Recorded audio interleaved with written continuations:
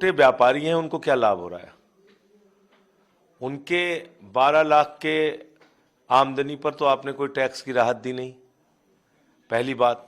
दूसरी बात, आम आदमी पार्टी के राष्ट्रीय संयोजक केजरीवाल जी ने जो मांग की थी कि अगर आप ये फैसला लें कि भाई उद्योगपतियों के कर्जे आप माफ नहीं करेंगे, अपने पूंजीपति दोस्तों के कर्जे आप माफ नहीं करेंगे, और जो 16 लाख करोड़ रुपए के कर्जे आपने माफ किए हैं अब तक उसकी वसूली करेंगे, तो देश में जीएसटी की दरें और इनकम टैक्स की दरें आधी की जा सकती हैं। बहुत बड़ी राहत इस देश के मिडिल क्लास को और इस देश के आम आदमी को मिल सकता है, लेकिन वो नहीं किया गया।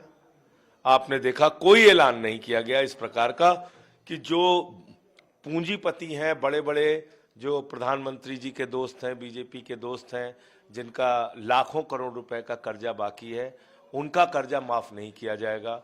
लाखों करोड़ रुपए का कर्जा जो माफ किया गया है उसकी वसूली कैसे की जाएगी, इसके बारे में कोई स्पष्टीकरण नहीं। दूसरी बात, रोजगार के लिए इस बजट में कुछ नहीं है। किसान के फसल के दाम के लिए, एमएसपी के लिए दोगुना करने के लिए कोई बजट का आपने निर्धारण नहीं किया। तो कुल मिलाकर एक ऊंट के मुंह में जीरा आपने सैलरीड क्लास को जरूर दिया है, बाकी इसके अलावा इस बजट के अंदर कुछ भी नहीं। आप लोग जो सैलरीड क्लास के लिए, मिडिल क्लास के लिए लगातार आवाज उठा रहे थे कि मिडिल क्लास को सुविधाएं मिलनी चाहिए, तो सैलरीड क्लास के लिए तो राहत है। देखिए, जो छोटे मोटे बिजनेस करने वाले लोग हैं उनको आपने इससे बाहर कर दिया। उनकी भी तो आमदनी 12-15 लाख रुपए साल की होती है, एक बात। दूसरी बात क्या है कि सबसे बड़ा इस देश की अर्थव्यवस्था को चौपट करने का कारण क्या है कि आपने चंद पूंजीपतियों का 16 लाख करोड़ रुपए माफ कर दिया।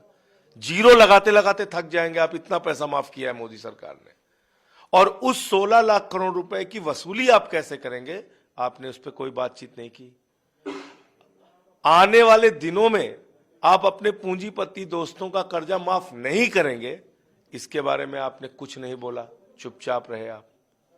एमएसएमई के लिए कई सारी घोषणाएं, खासतौर पे जो स्टार्टअप के लिए लोन, ऐसी घोषणाएं हम पहले भी इनकी देख चुके हैं। जमीन पे क्या उतरता है?